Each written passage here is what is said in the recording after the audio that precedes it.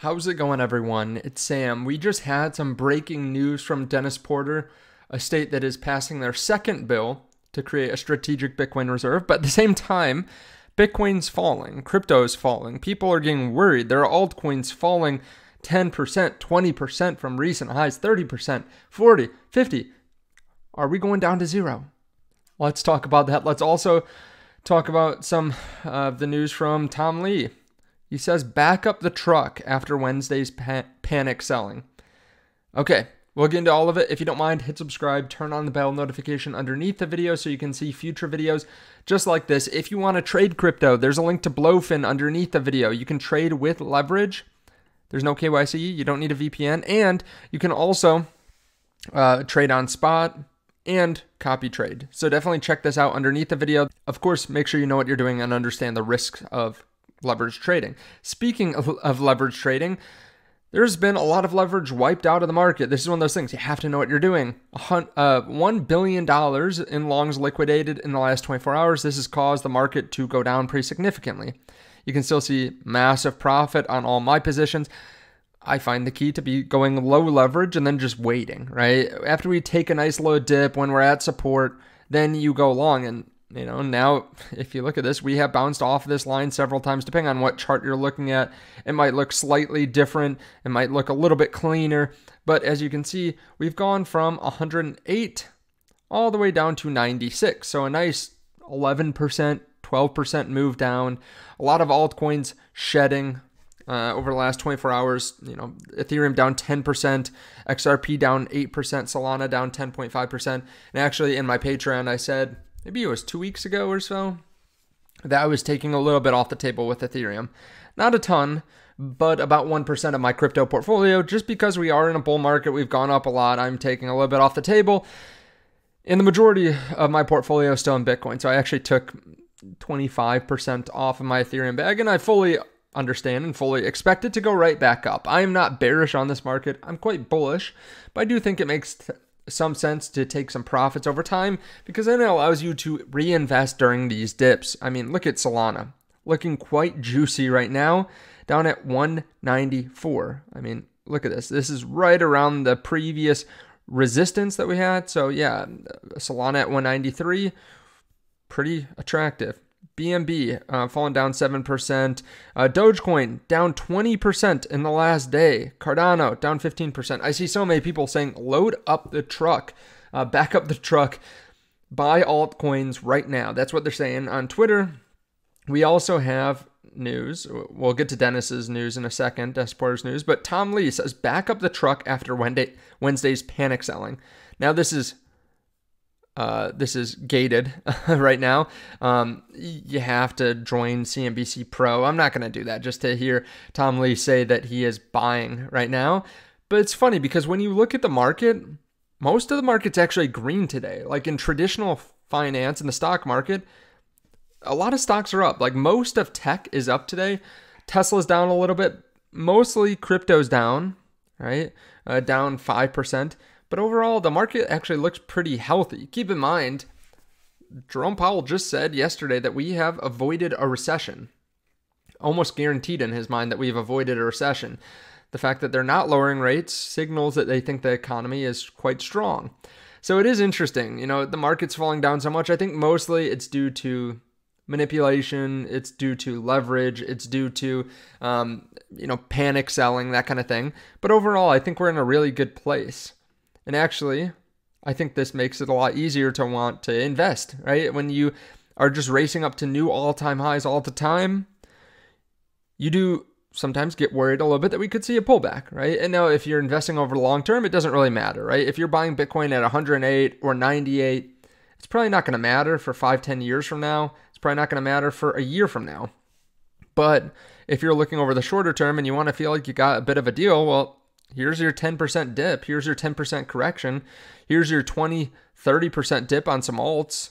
I mean, on the last 7 days, we have Dogecoin down 24%, Solana down 16%, Cardano down 20%, Avalanche down 26%. This also lowers the risk significantly and allows us to look at a longer term market, a longer term bull run.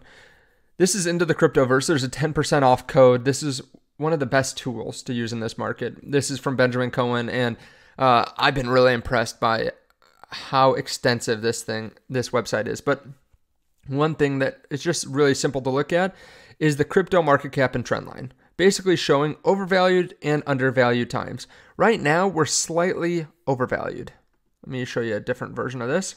We're just slightly overvalued compared to the trend line. We're about 5% overvalued.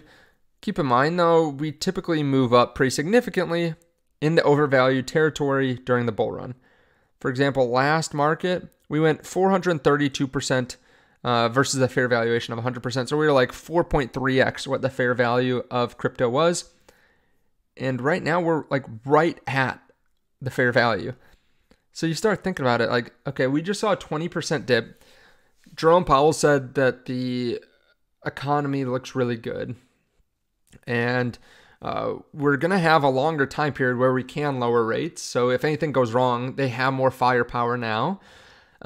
There's still going to be nation states that are buying. We still had, ETFs buying.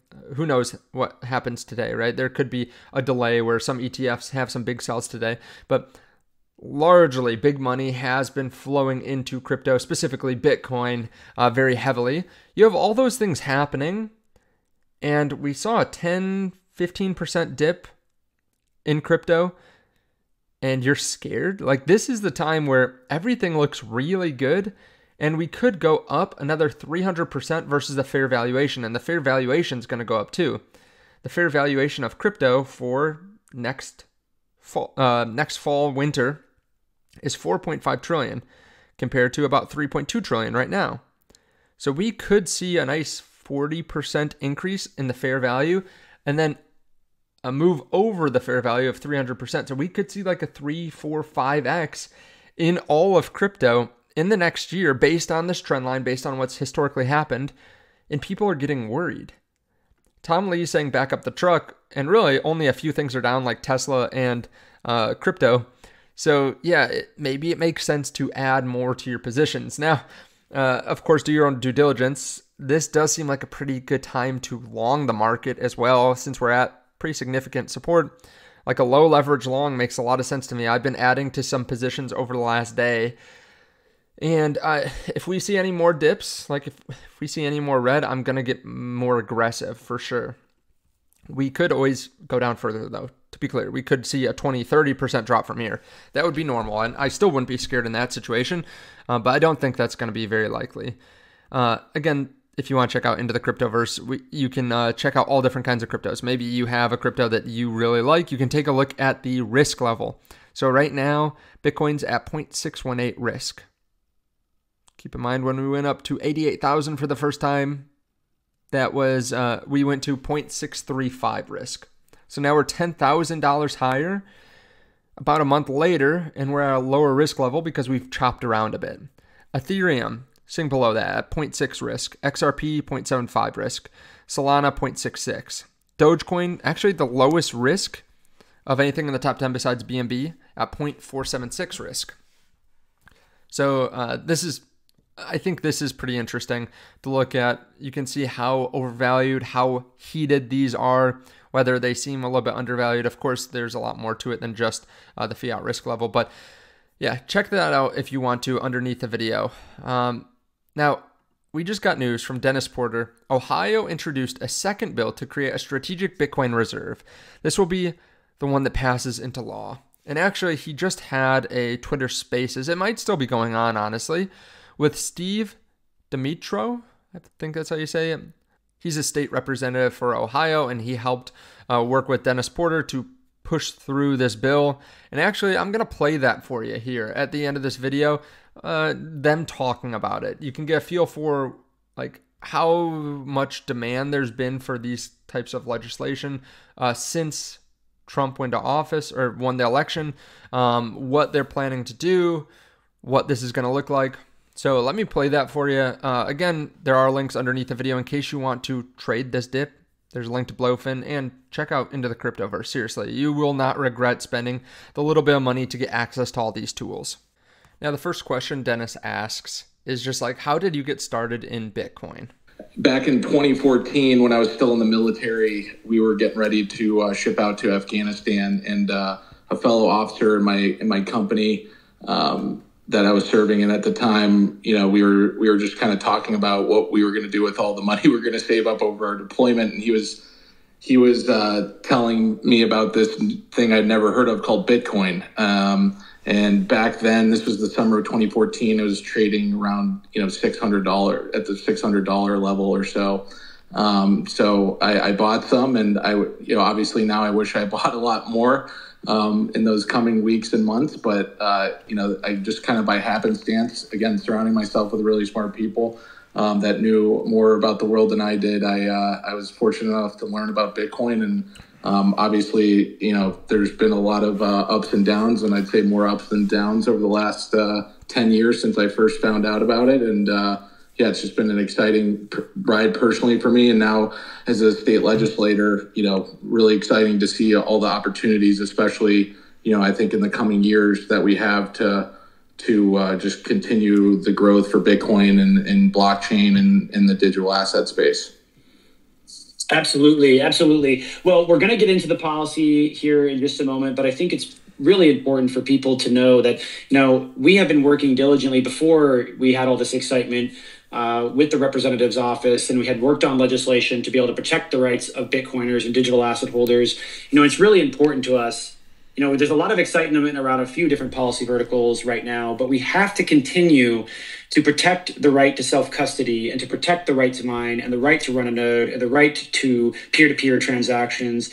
And we have been working with you on that legislation, predating all of the election outcomes, predating all the excitement. So thank you so much for your dedication to working on this issue, even before it became, you know, the exciting thing to work on at your state legislature. But I would like to officially announce that with the work of Satoshi Action and also Representative Steve Demetrio, who is the whip, he's in the leadership there in the House of Ohio, we will be introducing, and I think I have officially introduced already, a bill to create a strategic Bitcoin reserve. So very exciting time.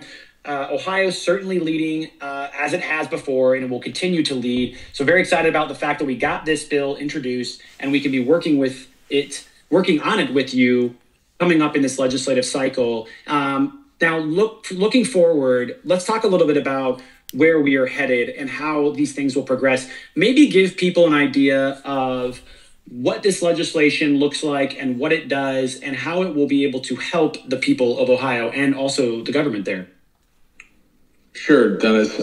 Yeah, so this bill, which we introduced today, would allow the Treasurer State here in Ohio to create a strategic cryptocurrency reserve fund, you know, using public taxpayers' money to create growth for, you know, within our state, using public funds to invest in digital assets and cryptocurrencies, and creates a lot of definitions in the Ohio Revised Code.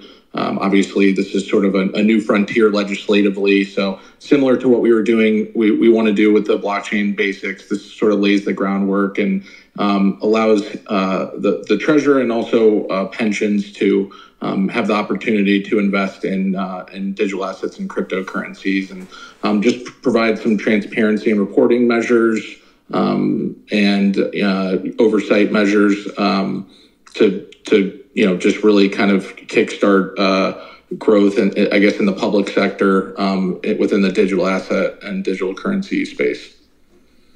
Yeah, certainly. I mean, listen, we're very excited at Satoshi Action, and we are glad that we've been able to work on this piece of legislation with you to be able to put the state in a position to be successful. You know, certainly the legislation is all encompassing, but, you know, given the way that it's written right now, Bitcoin would be the number one asset that would be purchasable by this new entity that is set up.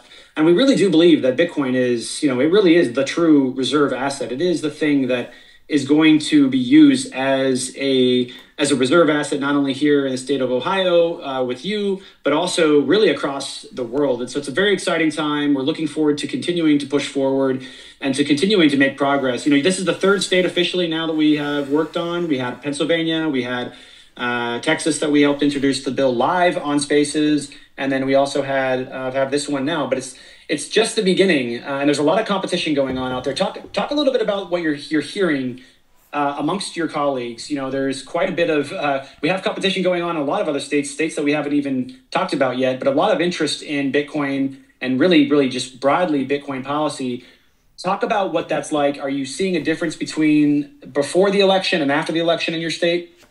Yeah, Dennis, I'm really glad you brought that up, because it's been remarkable. You know, after the election, we've been kind of down the past few weeks in Columbus in session. I got back at 4:30 a.m. And rolled into my driveway at 4:30 a.m. this morning. So if I sound a little tired, I apologize. But that was our last session, I guess, last night into this morning for this General Assembly. And I'm, really excited to continue to carry the torch here in Ohio in the Bitcoin, realm and digital asset and cryptocurrency realms too. But you nailed it on the head. I mean, just kind of thinking about sort of the interest within, Columbus in our state, in Cap Square, as it's known, in the state capital, pre and post election, it was night and day difference as far as just the amount of conversations I had, people, interested in this space legislatively. I probably had at least a half a dozen conversations over the last couple of weeks with various legislators and interested parties on reaching out to me, statewide, elected officials that are interested in this space. And I, certainly just on the national platform with President Trump's election and, all of his vocal support of Bitcoin and digital assets, I think the energy, the wind's in our sails, if you will. And I'm really excited to work with my colleagues and other interested parties in Columbus to, make Ohio a leader in the space. So it's been really exciting. That's all I'm going to say. There's been a lot of conversations. I think people are starting to get behind it, learn more about it. And I can't wait to kick off the next General Assembly here in a couple of weeks, January 6th. Yeah, looking forward to it. It's going to be a great time. And I'm glad to hear there's a lot more interest and excitement around the technology of Bitcoin. And make sure, by the way, if you're in this room and you want to keep up to date with what's going on in Ohio, please make sure to follow Steve Demetrio, Representative Demetrio. He's going to be working diligently. He had been working diligently to get legislation across the finish line to make Ohio a leader on Bitcoin. And we're going to be continuing to support his efforts to do that. Okay. Let me know your thoughts on that underneath the video. Again, you can check out the link underneath the video to Blofin, where you can start trading cryptocurrency using leverage, or you can just buy spot. You can copy trade on there as well. Of course, make sure you understand what you're doing. Thank you so much. I appreciate it. I'll see you all in the next one.